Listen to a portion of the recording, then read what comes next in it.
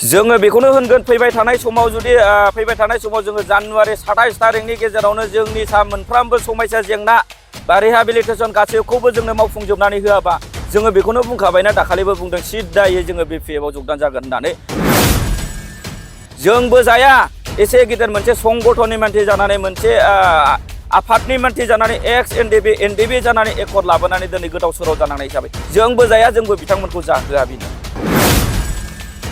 बे केस सालायनांगौ रिहेबिलिटेसन होनांगौ गासिबो जेलाव थानांगौ एनडिबिनि खामानि मावनो होननानै दायथ' लानाया जाहैबाय दिपेन बर' सार गबिन्द सार आरो बेजों लोगोसे जोंना एकदम सिनियर फेरेंगा सार दङ बेखायनो आङो बिसोरखौनो खावलायहरनो हायो आरो बुंनोबो हायो बिसोरनावनो दायथ'आ साथामानो लाजोबखादों बिथांमोना राजनितिक बाहाबै बेखौल' बुङो मानो होनना बुङोबा ओरैबारै स्लेब बेखौनो माने दानखे माने फोजोबनो नागिरो गासिखौबो बुरखाय नेनानै थाहोनानै फैबाय थानाय समावबो भटखौ जोंनिफ्राय मोनजोबो बेखौ लाबाल' खालामगासिनो दङ बेथ' दासिमावबो जोबनायनि लामायाव गैया आरो आङो जेलाव थानाय NIA आव दङ बिसोरखौबो गबोगोन आं बेखौ नुहुराखै मानो होनना बुङोबा जेलाव थानाय मानसिफोरा गबोजोबोब्ला हयथ' जोंना रन्जन दैमारि सार दं नालाय रन्जन दैमारिखौ बिसोर गिनाय दङ आरो बेजों लोगोसे बिसोरो जोंथ' नुवाखै मावनायखौ खिन्थु निउस पर्टेलावथ' बुङो दिनैसिम 3-4 बोसोर जाबोबाय जुदि गोसो होसारनानै गोसो गोथारै जुदि मावनायमोनब्ला मानसिखौ मानसि हिसाबै अननाय दंमोनबा एनडिबिआ इसेबां आलाय सिलाय जानानै दिनै गाज्रि माखासे समस्यायाव दङ बिनि सायाव बिसोरो आय होननाय दङमोनब्ला दा बियो 3 बोसोर गाहाम नाङामोन बियो मास मोनसेनिल' खामानिमोन रां मेनेज खालामनाया जायहा बोलो दङ बेखौ एसे एनैखौ नायो नंगौ नाथाय बेल'नो मिडियायाव ओंखारनो मोना बे बाथ्राखौ बुङो बिसोरो दा मिडियायाव ओंखारनायनि बेलायाव बिसोरो हरो नंगौ कयेकजननो जायफोरा गं दङ बेनो एसे एनैखौ हरो नाथाय बिसोरनि बे केसखौनो 5,000 10,000 हरनायजों जेबो सलिया बियो थांनाय फैनायावनो जोबो बेजों लोगोसे उकिलाव होनायावनो जोबो दिनै कयेकजनफ्रा दिनै हा हु गैला जेबो गैला धोन सम्पति जेबो गैलांला मायाव मावनानै जालांगोन बिनि थाखाय अरायसम बिसोरो सिन्था खालामनाय गैया आं बेखौनो फोरमायो बिथांमोना मा बुङो माने जोङो मिडियानि गेजेराव नुजोबखायो आजिखालि बयबो जाम्बा गैला मानो होनना बुङोबा गासिबो निउस पर्टेलाव नुजोबो बियो मोनसे लफायनाय मानो होनना बुङोबा बिसोरनि साख्रिया खय फालाखो ओंखारो खय फालाखो जोबो इलेक्सन खाथि सफैयोबा बिसोरना साख्रिया ओंखारबाय थाखायो मिडिया लानायनि खारनानो जाहैबाय जोंहा माखासे रिहेबिलिटेसन दिनैसिम मोनफुंजोबाखै रिहेबिलिटेसनखौ होनो होननानै बुंबाय थायो दिनैसिम होफुङाखै रिहेबिलिटेसन मोननांगौ एनडिबिआ बुहुद दङ आरो बेजों लोगोसे केसखौ उइथड्र खालामनानै होआखै दिनै केस गानांगौनि थाखाय कयेकजना सासे सानैया थाइसे थाइनै बियोबा बिसोरनिफ्राय मोनखाया आरो लोगोसे जोङो जेलाव थानाय बिथांमोनहाबो दिनैसिम गजायाखै मानो होनना बुङोबा गावबागाव पकेट मबिलास नङामोन बियो हारिनि जाथिनि थाखाय मोनसे बर'लेण्ड आन्दालन खालामनायनि थाखाय गासिबो खस्थ'खौ मोनजोबदों बे हिसाबैनो जोङो गासैखौबो मावफुंजानायखौ लुगैयो आरो बेजों लोगोसे दिनै जेन'बा मार्टार्स फेमिलि होननानै बुङो एकेसिया जायखौ होननानै बुङो बर' जाथि बा बर'लेण्डनि थाखाय नांबोनानै दिनै बिथांमोना मुंख्लं जालांबाय आरो बिनि मुंख्लं जालांखांनायनि उनावहाय दिनैहाय एकेसिया होननानै बुङो बे एकेसियानि मिनिङानो जाहैबाय बिमा बिफाया खस्थ' खालामनानै गावबा गाव फिसाखौ खांनायजों लोगोसे गावबा गावनि फिसानि सायाव बयहाबो मिजिं थायो बा थांखि थायोमोन बा टारगेट थायोमोन बेजों लोगोसेनो दिनै फिसाया थैलांदोंब्लाबो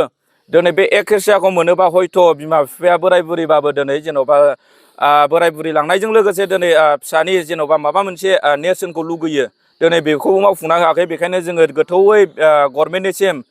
दिखार नांनानै दुखु मोननानै जोङो दिनै बारे बार मिडिया लाबाय थानाय जादों बेजों लोगोसे आं बुंबावगोन मानो होनना बुंबा एनडिबिखौ फुथुला खालामदों फुथुलानि मिनिङा मा बयबो बुङो फुथुला होननानै नाथाय जोंहा फुथुला जाबाय एनडिबि हिसाबै नाथाय गावस्रा दखानदार जाबाय दखानदारासो फुथुलाखौ फानगोन नाथाय फुथुलाखौ फाननायजों लोगोसे सोर बायगोन फुथुलाखौ सासे गथ' गोरलैजों गेलेहोनो थाखायसो बायो दिनै इसेबां गिदिर मोनसे संगठन मोनसे एनडिबि आफादखौ थगायनानै दिनै एकर्ड खालामहोनानै दिनै एनडिबिखौ बे गथ' गोरलैजों गेलेग्रा फुथुलाजों समान रुजुनानै लानाया बिराद गोरोन्थि बिसिना बेखायनो जों सोंखारिबाय थागोन आरो मानसिफोरनि सिगाङाव बेखौनो जों मबिलाइज खालामबाय थागोन मानो होनना बुङोबा जोंनि मेन थांखिया जाहैबाय जोंना बिटिआर नङामोन जोंनि थांखिया जाहैबाय बर'लेण्ड आरो बर' जाथि हिसाबै बयबो थांनानै थालांनांगौनि थाखायसो जोङो नांदोंमोन नंखाय बे बिटिआरनि थाखाय जोंबो जेन'बा जोंबो हमजानानै दिनै हा हु फाननाङामोन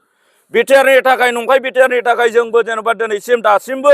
गखांनानै मोनसे सान्ति सक्ति होननानै बुंदों नाथाय जोङो मिथिनायाव बियो असान्ति सक्ति होननानैसो जोङो सानो बेखायनो जोङो खावलायहरगोन बिथांमोननिसिम जाहाथे सान्थि सक्तिया जामारबायब्ला दिनै सान्थि भाबै जोंखौ दोननो रोंनांगोन जोङो दिनैसिम बिटिआर एकर्ड जाखांनायनि उनाव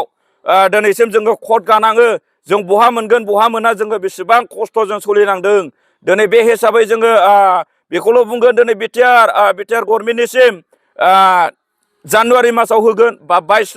फेब्रुवारि मासाव रायलायगोन होननानै बुङो नाथाय फेब्रुवारि मार्च फैयोब्ला बेनि उनाव केन्डिडेट डिक्लेयार होगोन बिनि उनाव जोंनो अबे समाव होगोन बिसोरो नंगौखौ बुंदों ना नंखायखौ बुंदों जेब्लायबो जोङो खोनायो मिडियानि गेजेरजों बिराद सान्थि बिराद गोजोन फैबाय होननानै नाथाय गोजोन फैयैखौ रायजो राजाफ्राबो नुदों आरो साफ्रोमबो एनडिएफबिआनो दिनै रावबो गोजोन थासारि हिसाबै गोजोनै रावबो थानो मोनाखै आरो थानोबो हायाखै मानो होनना बुंबा अखा नायबानो सोरनिबा केस अखा नायबानो सोरनिबा समस्या अखा नायबानो सोरनिबा जेंना जों बेसेबां कन्ट्रल खालामबावनो होननानै दिनै जोङो बेखौ लानानैनो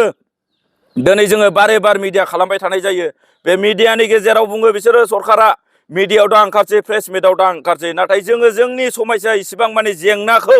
जोङो मोखां खाथेनानै जोङो बोरै बाख्नायनांगौ हा जोङो बाख्नायनोबो हागौ नाथाय जोंहादि गाबोन अखा नायबानो जोंहा माखासे जेंनाया नुजाफैयो जोंहा कर्टआव थांनाय अबेबा केस मारिनाय अबेबा उमुगाव थांनाय जानाय लोंनाय थासारि समस्या जों बेखौ जेरै फुटबल बादि जों जोगारनांगौ आङो फुटबल साननानै जोगार हरनोसै हाग्रायाव नाथाय बे बलखौथ' आंनि होननानै साफ्रोमबो न' खाथि खालाना सिनायजोबो मिथिजोबो बे बलखौथ' आंनो खनखांनानै होफैगोन ना होमबा जोंखौ मा खालामनो नागिरदों बेखायनो जोङो लुगैयो सरखारनिसिम मोजां मावनो हायोबा मावथोंसै जोङो मोजां मावोबा गोजोननाय होगोन नाथाय मोजां मावाबा जोङो नंगौ बै समनिफ्राय जोङो खोनादों सासे दखानदार होननानैसो जोङो मिथिगोन मानो होनना बुङोबा एनडिएफबिखौ दिनै फुथुला बाहायनानै दिनै फुथुलाखौ फानै सासे दखानदारा फुथुला फानै गावस्रा रां आरजि न'खर खुंगासिनो दङ नाथाय बै फुथुला हिसाबै फुथुलाया मानसिसो जोङो खिन्थु जों फुथुला नङा नाथाय जों माजों सोलिगोन